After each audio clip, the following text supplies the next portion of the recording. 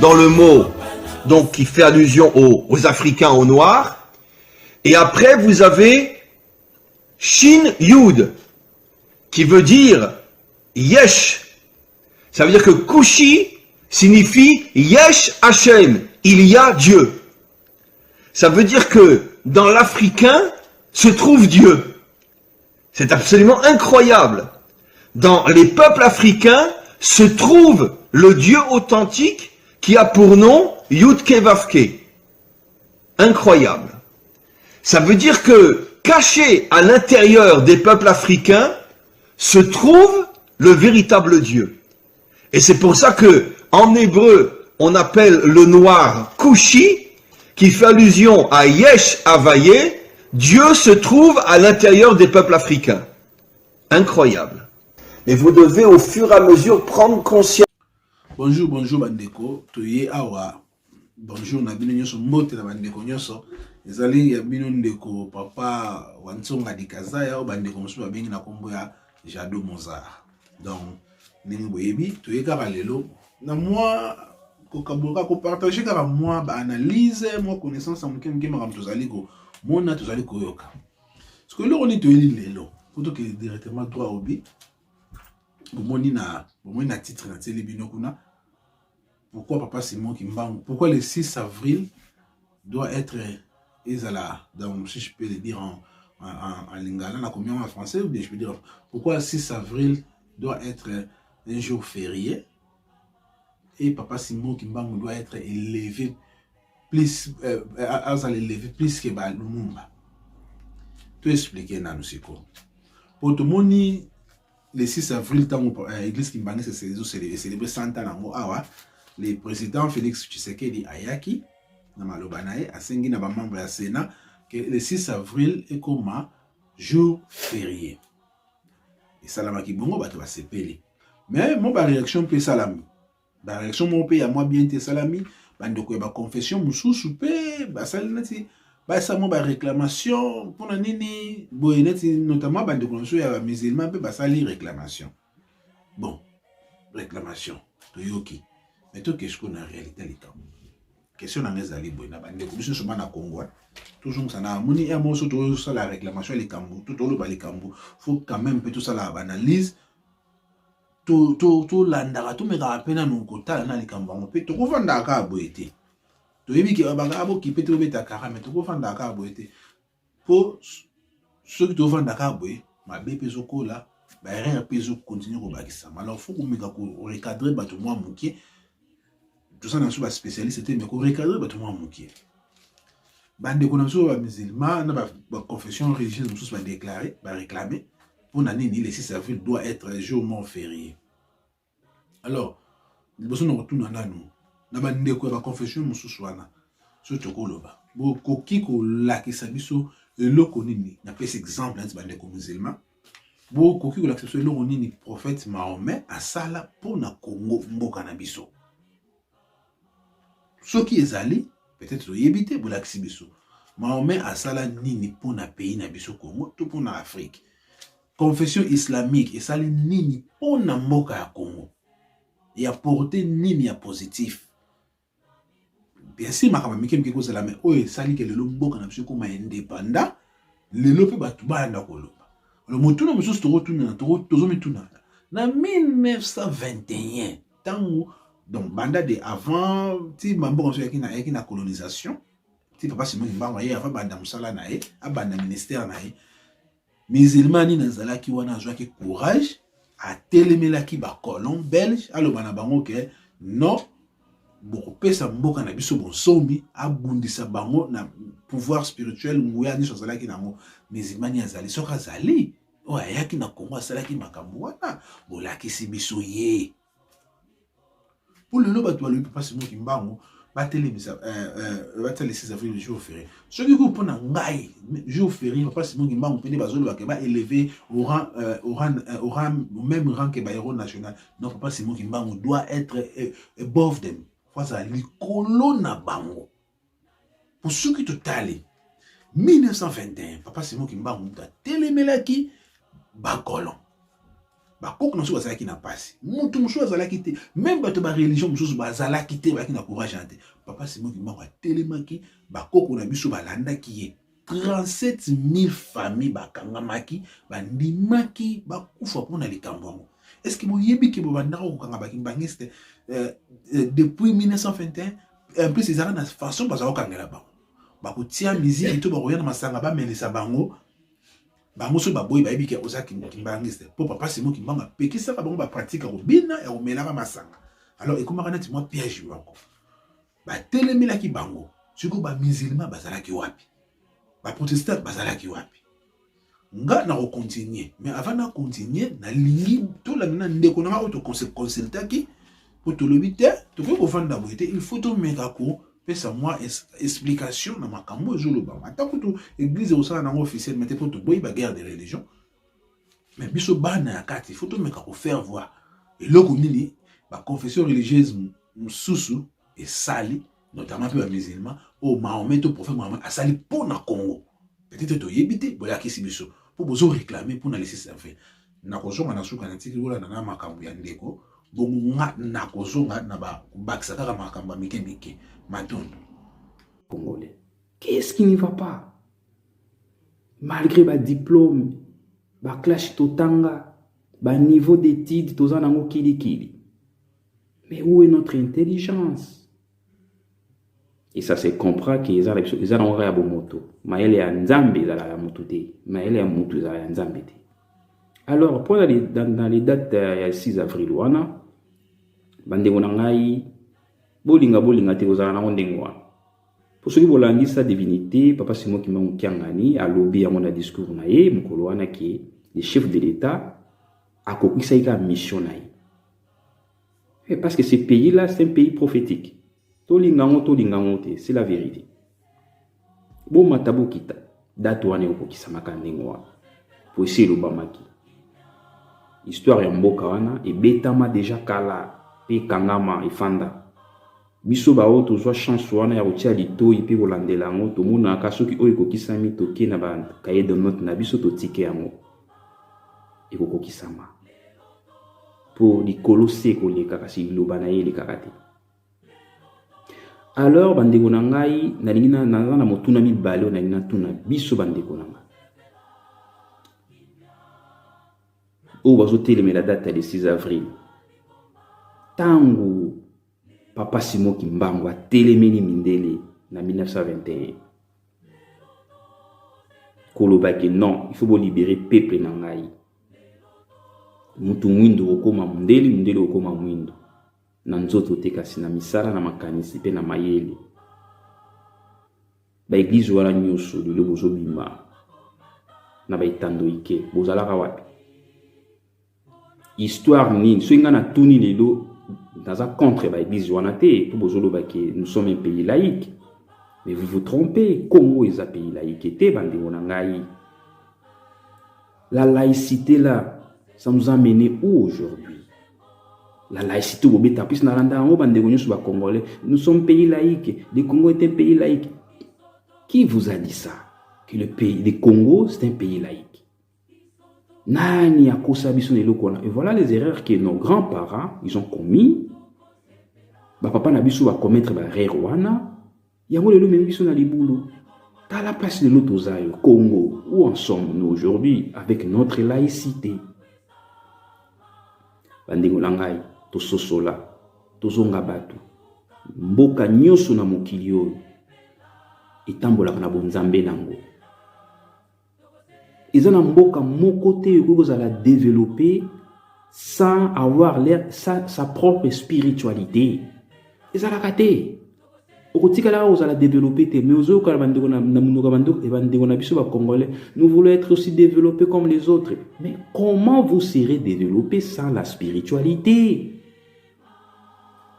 Ou qui peut inventer la route? Et ça naturel, c'est logique. Chaque pays dans ce monde évolue avec sa spiritualité. Et notre spiritualité et notre église de l'État, c'est l'église kimbangiste. Pourquoi je dis ça?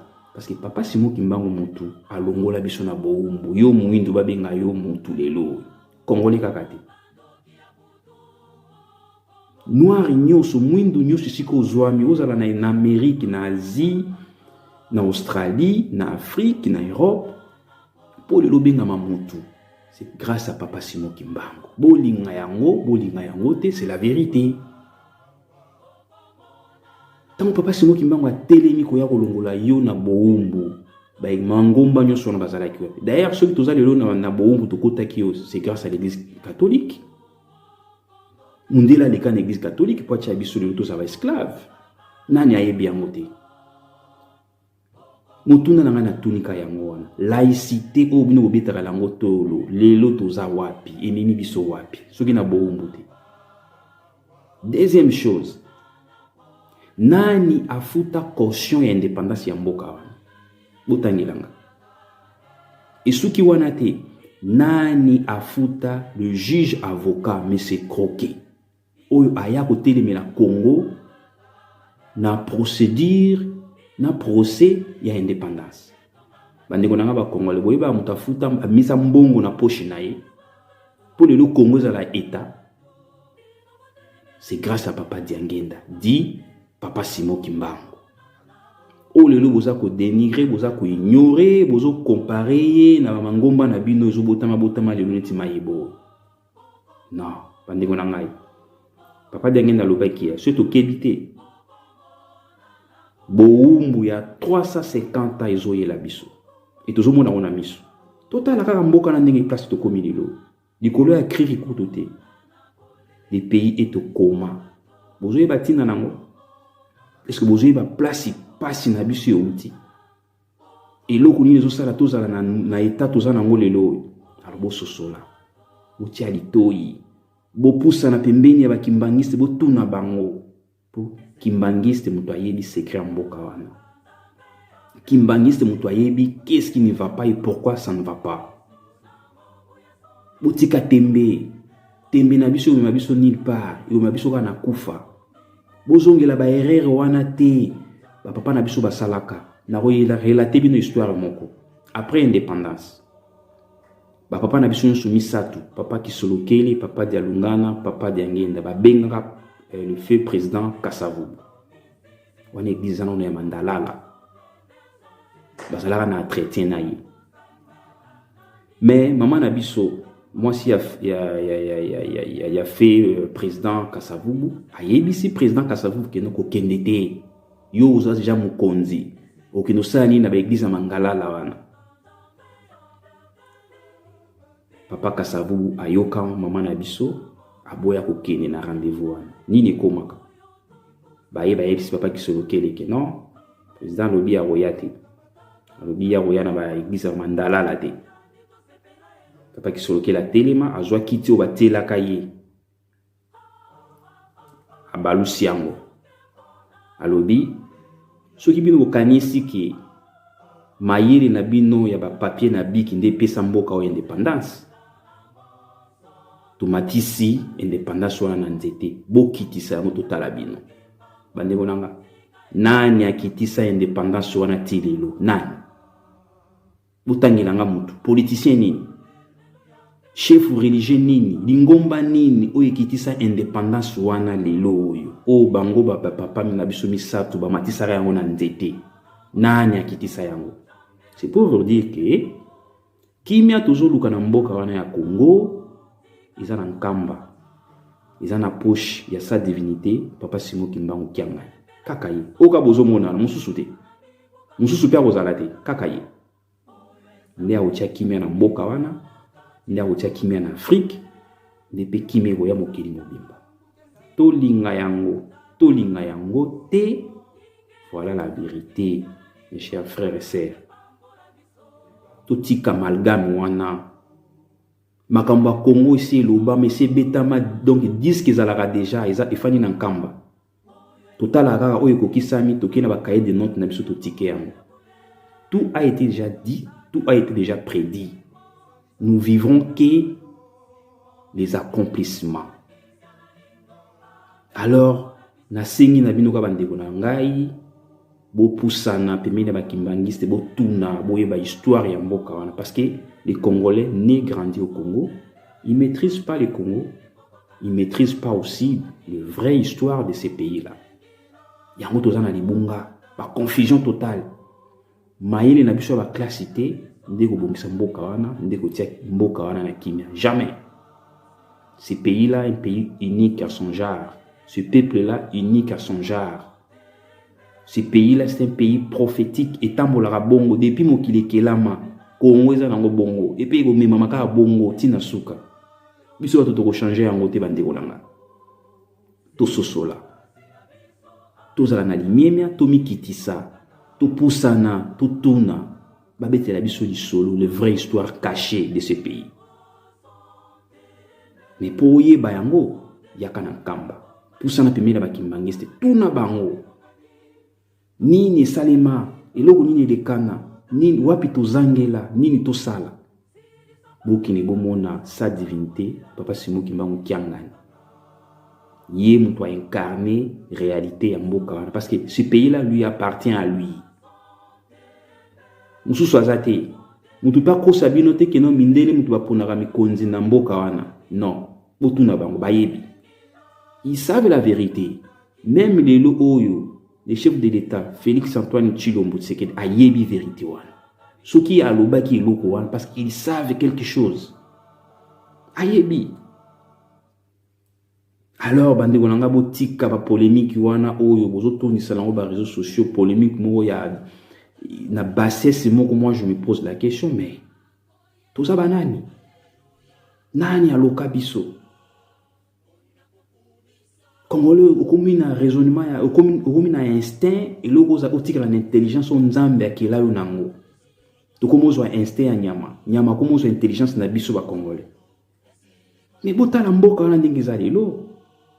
Posez-vous des questions. Pourquoi rien ne marche dans ces pays? Pourquoi? Quel est le problème?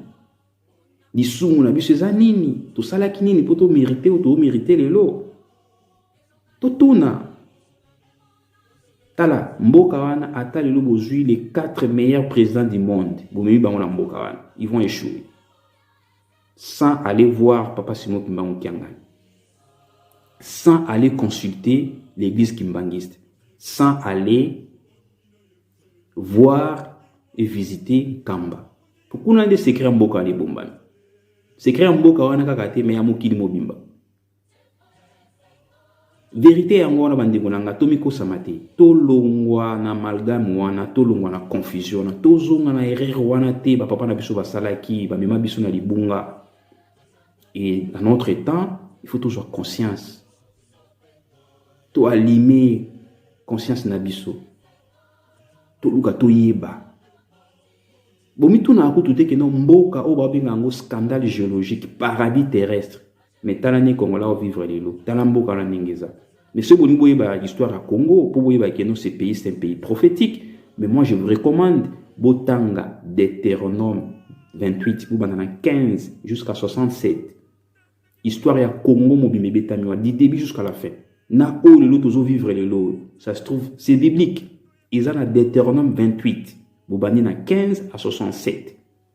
Bogo na histoire ya Congo mobimbe betami na kati. Bogo banda wana bogo sosola mboka wana mboka ndenge nini. Peuple wana za nani. Et puis Papa Simon Kimbangu Kiangani aza nani. Na yebi na ngai ebele ba ko ignorer parce que nous sommes que des ignorants. Mais na ignorance na biso. Donc il est quand na libulu. À l'envoi de disparition. Pour la mutuma kasina tembe na biso. Donc il ko nane ngai na episode bande ko ngai pour nazala mulaite boye bayango ce n'était pas au hasard parce que il obamara déjà.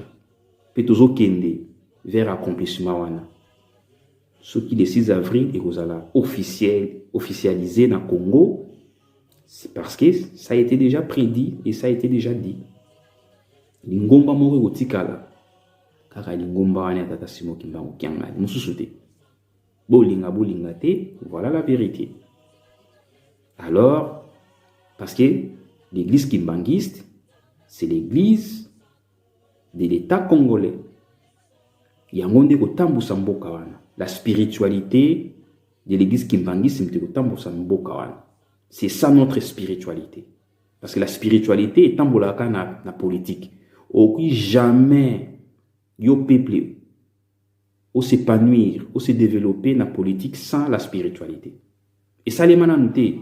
Alors occupez à la tête à liboso qui peut congolais tout ça là. Non. Et voilà pourquoi, parce qu'on n'a pas notre spiritualité, il y a un mot toujours tourné autour de la peau. Rien ne marche. Alors la politique marche ensemble, marche en pair avec la spiritualité. Et notre spiritualité, c'est la spiritualité de Tata Simoni Kimbangu Kiangani. Bande ngolanga dile ko ngena epsa bino yango wana pour nazala musika te nika balobaka oza na motema ko nakanisi tutulanda ndeko na biso tulandi makambo ndeko alobi ngai mpona kobakisa kaka na maye tumeka kobakisa mwa bapoint mike na makambo ndeko alobi na bandeko nyonso bazali kodeklare pour l'année l'église kimbangiste le 6 avril comme officialisé et comme officiellement banque et comme un jour férié. Bah on a le but papa c'est moi qui m'a paye il faut ça élever plus haut que le mumba. Donc expliquons pour nous avoir toujours dans ça ma comme on a ça comme moi point pour attendre une chose explication hier maintenant on a CG na bon CGT. Mais avant de continuer l'explication nanga bolanda nanu liloba oyo il y a papa Simon Kimbangu Kiangani le 5 avril 2021 tant azungi na kamba bola de loba wa pona ko expliquer ngo donc kali ya magas indépendance ya moyo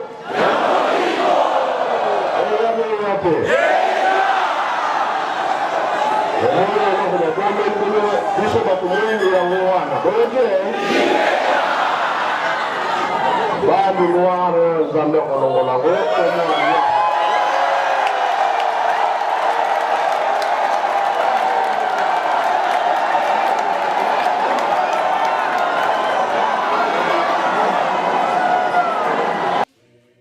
nakanisi bulandi liloba wana ngaton papa Simon Kimbangu Kiangani alobaka nalinga ko notre loba en anglais ko pick up the keywords nga ko ba mot clé et loko ni alobi o eza pli eza na clé na makamni so alobi papa alobi tout ça na semo c'est quand so zali sepela mais alobi et loko ya pasi tikali pona toujours sikoyo indépendance spirituelle toujours ni na maloba le fait Lumumba Patrice Lumumba le que toujours indépendance totale toujours à moitié mais pona nini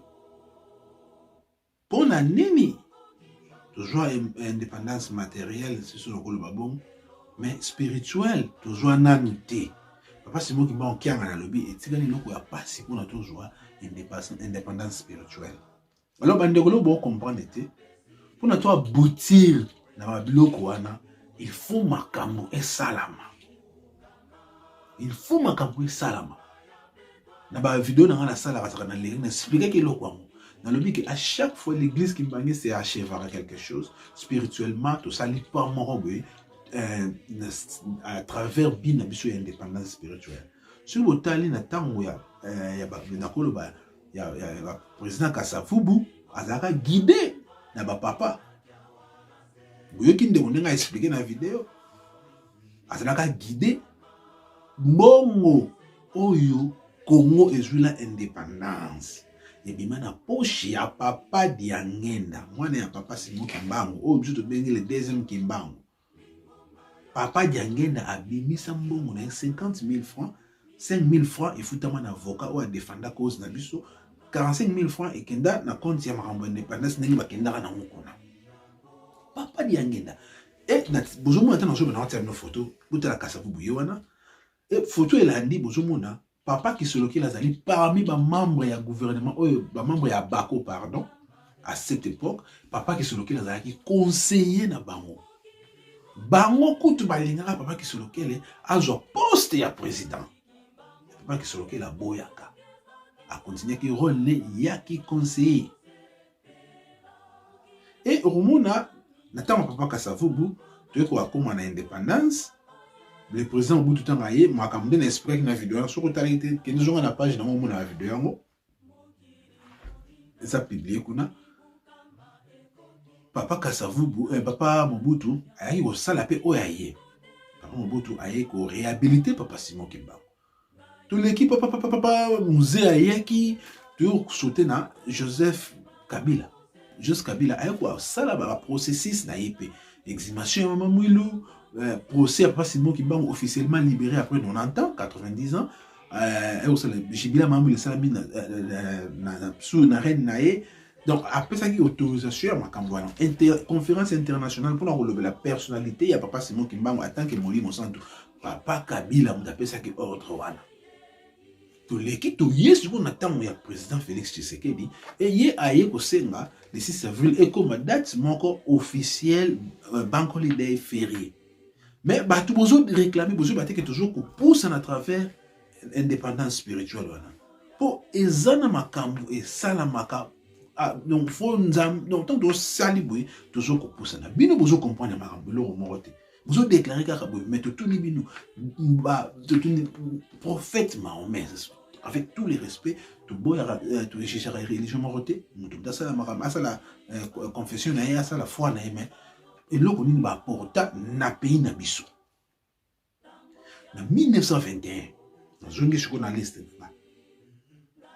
papa Simon Kimbangu akanga mina bana nkole bato mususu bakangi bango batindi bango loin ba famille bango balongwe na ba Congo place basalaki kuna na nord na Lubumbashi batindi bango na est mboka donc na nord kuna na nord na est mboka bakei donc bolongwe de bolongo tela carte Congo ezalaka bolongo aboke boy musika babetaka bango bana nkole bomonaka bana nkole tant bakomaki na lowa ba colon belge bazalaka na plan pour bana na bango tout bana teme ba relégué bango tout bakufa bazala ko tinda bango na ngambu ya mai fleuve mo ezalaka wana bien les rivières na ngambu kuna na mo zambe ezalaka na ba animaux sauvages alors soki batindi bango kuna bango bayaka na espoir que soki bake kuna bando ko bomaka bango ba nyama wana baliaka bango bakufaka moko moko mais bango bazalaki so bakati ici tant ba okuma kuna ba losa bisala bazoyembaka ba nzembo o bazako yemba tango ya 1921 papa Simon Kimbangu bazali kozonga bazako kufa te et mai wana ezaka na bangando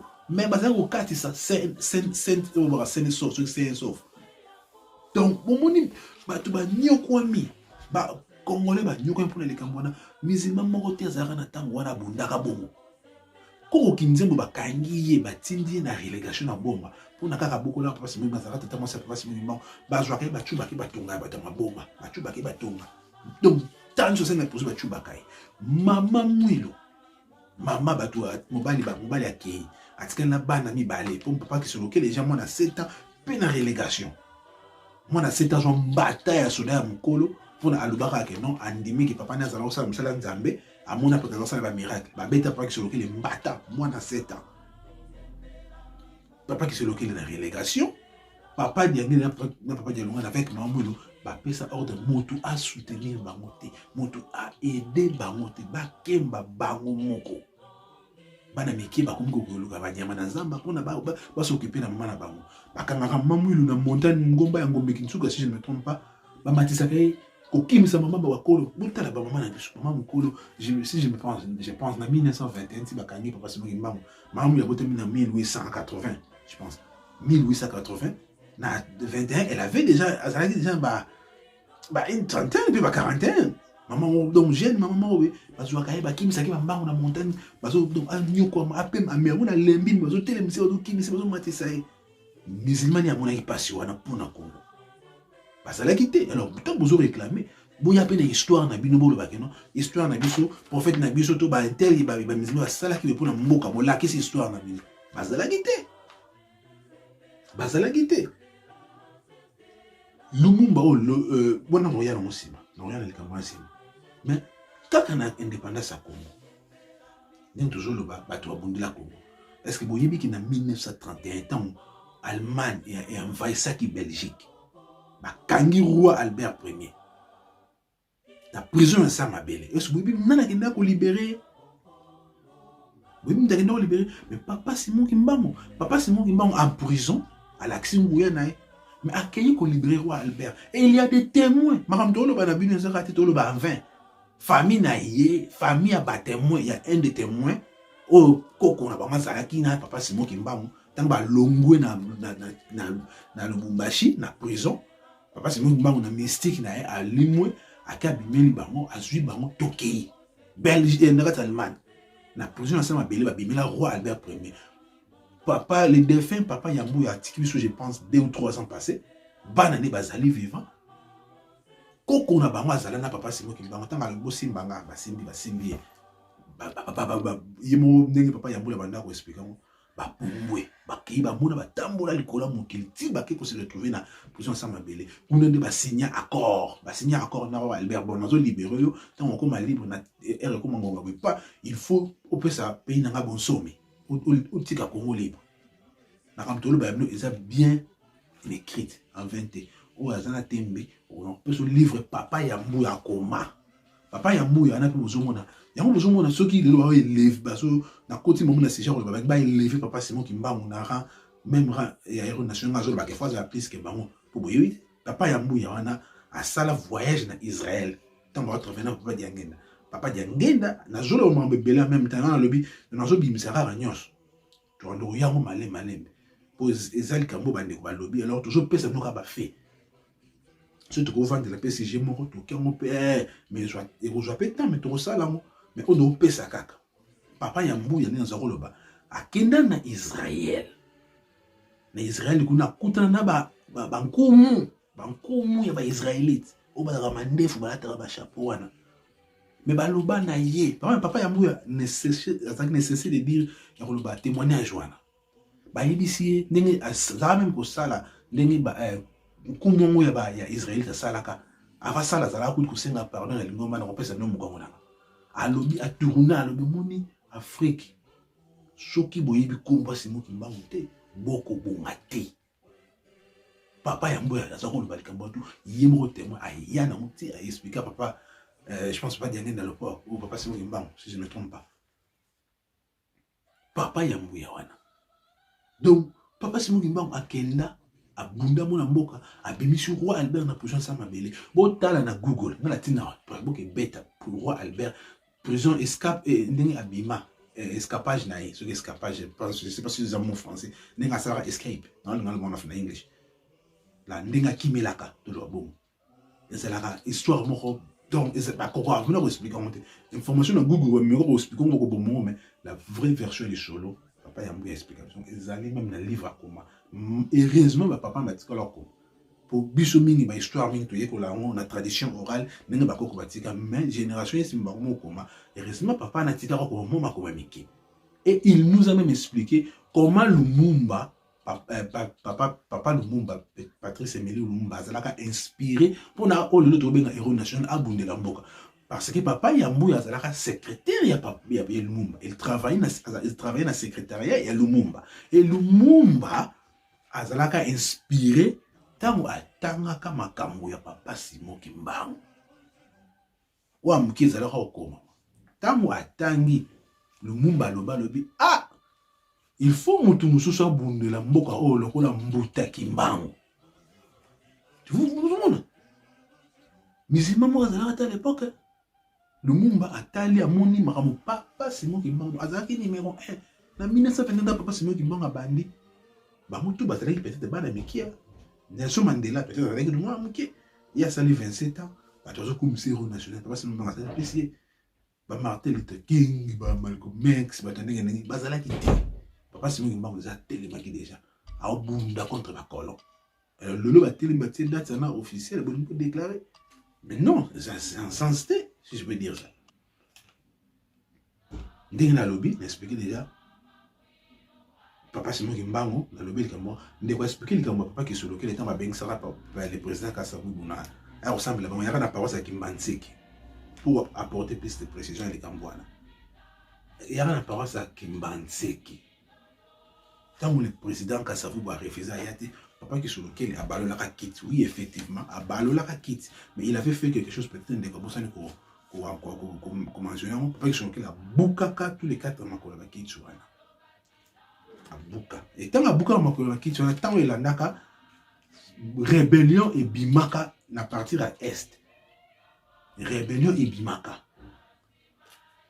rébellion bimara le toujours mona même le toujours mona ke bande kuna biso bazo kufa bazo kata ba mana biso mitu kuna ba est kuna ba katanga sur une ba PS bazo boma bato pour comprendre qu'est-ce qui se passe sur otali ba côté kuna bazo linga ba kabola na côté na politique te mais na pesika ramu bazo linga ba kabola pays sur bozo mona te image hein Banque nationale ya katanga bimi basali drapeau balinga kabola pays or papa Simon Kimbanga tikala lo bake le Congo et vous allez diviser tout pays qui va essayer de tout pays ou personne qui va essayer de diviser le Congo vous allez englouti par les eaux on les allez maloba papa Simon Kimbanga vous comprenez donc papa Simon Kimbanga ndenga loba ou nyoso walinga kabola Congo vous allez englouti par les eaux et ça terme prophétique, malheureusement prophétique.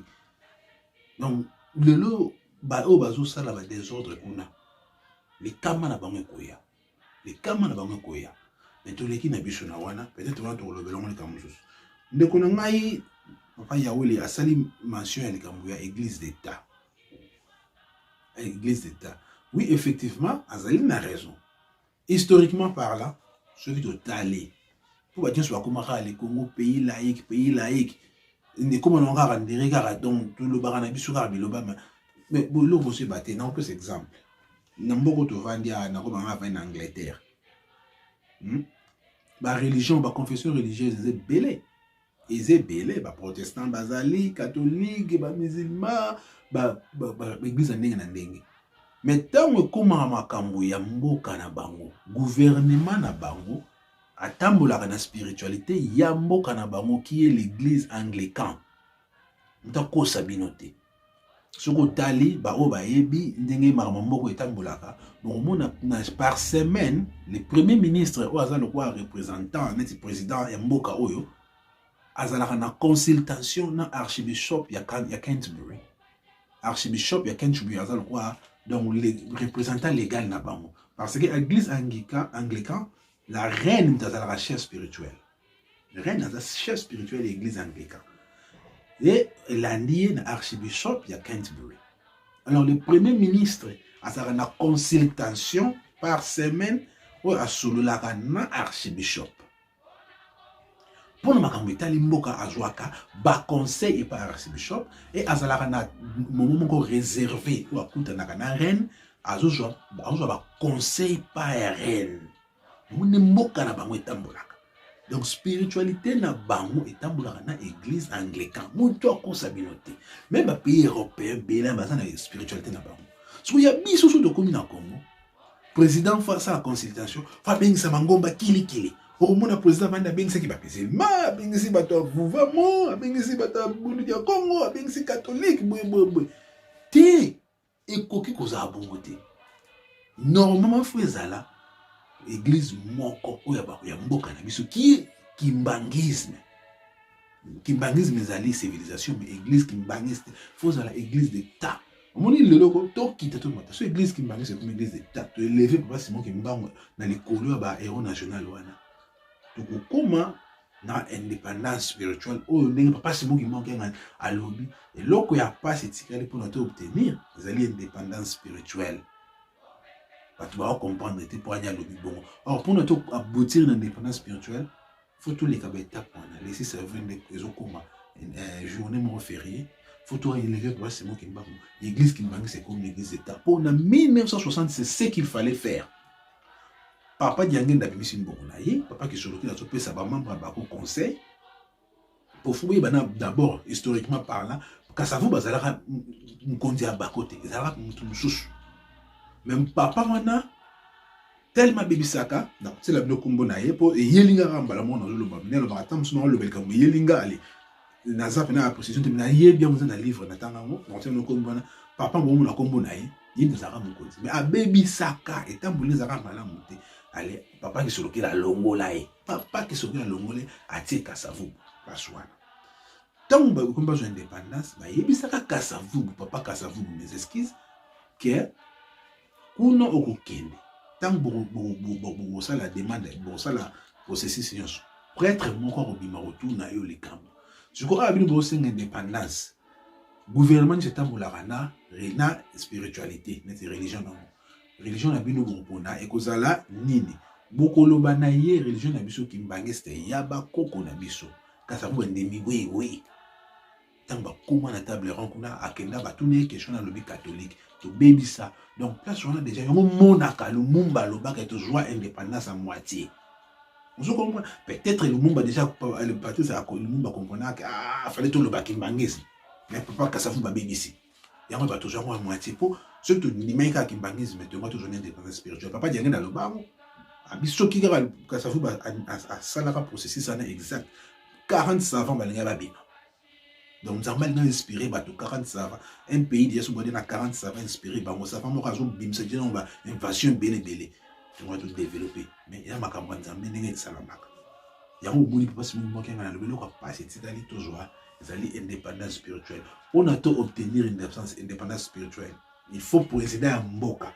Atia église qui m'bangue, c'est église d'État. Et tant que nous avons Mboka, consultation na ye amonaka ba catholique te ba protestant te ba musulman te fa monaka kimbangisme papa Simon Kimbangu qui a bien les chefs spirituels ou en place pour d'autres lembaka les chefs spirituels en place à solo li naï boy ba pesi ba guide spirituel ba pesi tamusa boy vous comprenez Mobutu malgré tout ça la na considéré pour ça le RR côté ba catholique mais Mobutu consulté aussi papa Diangena.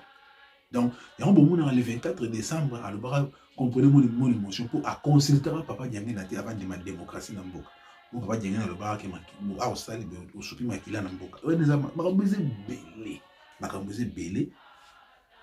Donc, on a expliqué déjà à l'Ikambouana, na souka pour tous ces ça. Donc, le bar, il faut comprendre miser ou le fouet, mais il y a l'Ikambouana, c'est ça, vrai, mais c'est ça, Natina. N'expliquons qu'on a pas vu de belé, bah, tu peux vous sensibiliser. Mais c'est bon, bah, beaucoup qu'on a biso, histoire, on a biso, bah, on a biso, bah, là, bah, regarde qu'on a baillé, bah, histoire. Pour l'histoire, ils ont koufa. Tout qui t'a tout maté, histoire, ils ont koufa.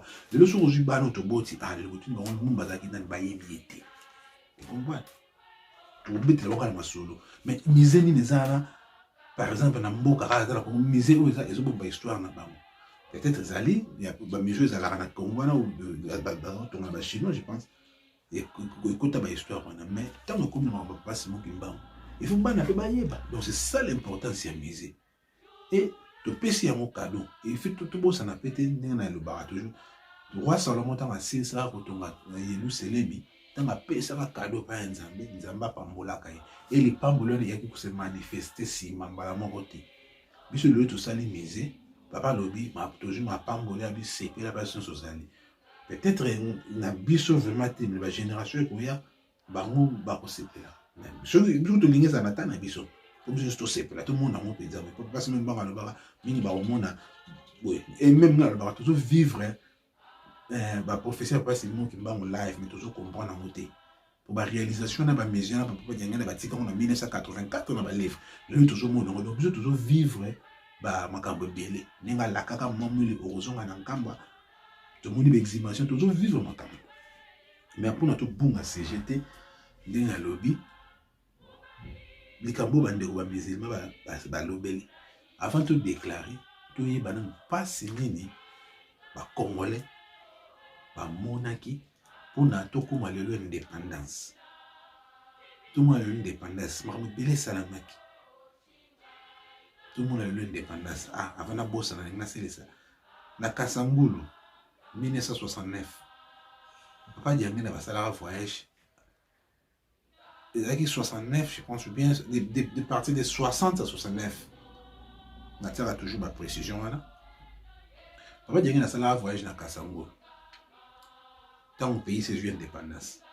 Tant que comme la Kasangulu, les gens vont finir. Mes parents n'abisso, mes coco n'abisso, mes moni Papa Diangena. Bandi kocho la Papa Diangena. Ba otongo la babiki. Bazoba.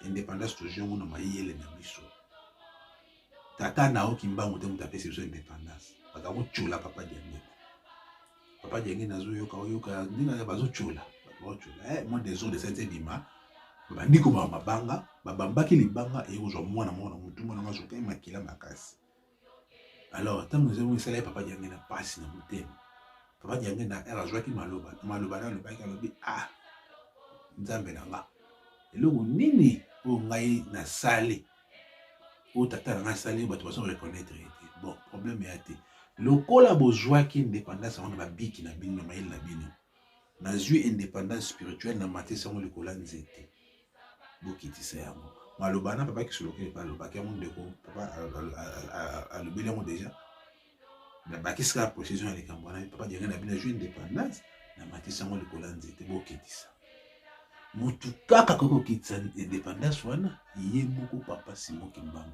yango boyoki baloba papa Simon Kimbangu kianga na lobi la chose etikali la plus difficile ya tozwa sikoyo indépendance spirituelle. Or, indépendance spirituelle na tozwa ngo na lobi eza na ba processus to sali le 6 avril to élever papa Simon Kimbangu église Kimbangu c'est comme église d'état bon mona pas to kei kulumbimbi parce que nzamba ke fungola makambo afungoli sagesse azoloba bien papa Simon Kimbangu na lobi ke bande noire wana nzambe fa longola bande noire c'est quoi donc miso efungwami baoyo bakozala doué bakozala chance na nzambe apesi bango inspiration yango wana esalama bongo n'oublions pas que tant papa Simon Kimbangu apesaka nyonso ya kulumbimbi alobaka avant toki na kulumbimbi toi na 3 étapes faut tout ça bon selon na bizoba na nga 3 étapes wana na moni peut-être tout ça li déjà na ko baba saint to ko qualifier on peut ba centenaire ba papa ou soit to ko lo bapé to fongoli misé fungwami avec les 6 avril siko to élevé papa Simon Kimbangu le colonne na bango mon deuxième après église Kimbangu troisième et comme église d'état bon mon toke kulumbimbi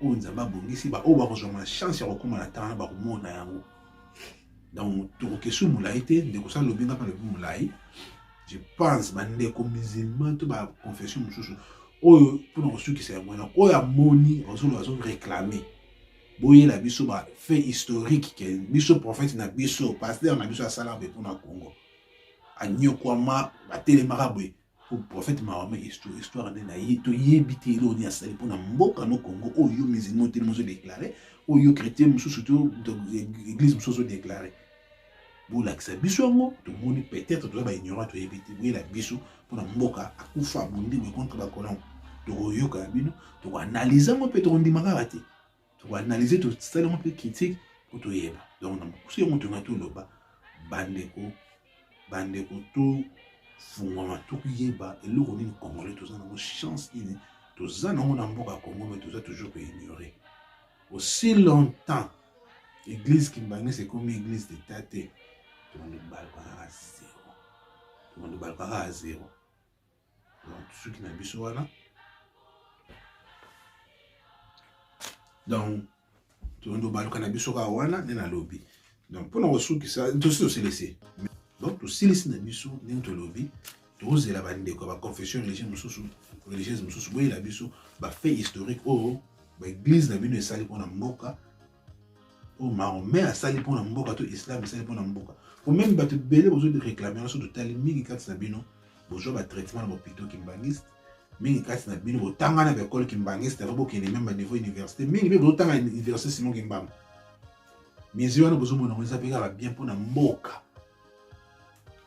ça fierté mboka temple les autant même les grands temples africain déjà katambo bolaxa biso peut-être le rodini oh ya bino et ça là on beaucoup réclamer que ba date na bino comme officiel mais ya biso de l'accès non pas seulement Kimbangu était les premiers wa telemaki a bundela ki mboka akangamaki andimaki ba kota prison pour les Kambwana a kota ki malgré tout ba to sala tout balonga qui était pas seulement Kimbangu andimaki passe wana ba mama ki nzembo bana encore les 37 000 familles déportées. Alors, imaginez 37 000 familles. Donc, la famille, nous recevons 16. Bon, on a toujours multiplié. Donc, on va compter chaque famille. Famille mort, on est des familles mort, famille interne mort. On va compter notre top, nous famille, notre papa, chef de la famille, on va compter papa wana. 37 000 familles. Bosco banana bango. Bassi na bango. Nous avons 37 000 familles. On va déporter. Mais ce n'est pas qu'au final, pour aller au Congo. Allez, Yosué redéclarer. Merci à tous ceux qui ont.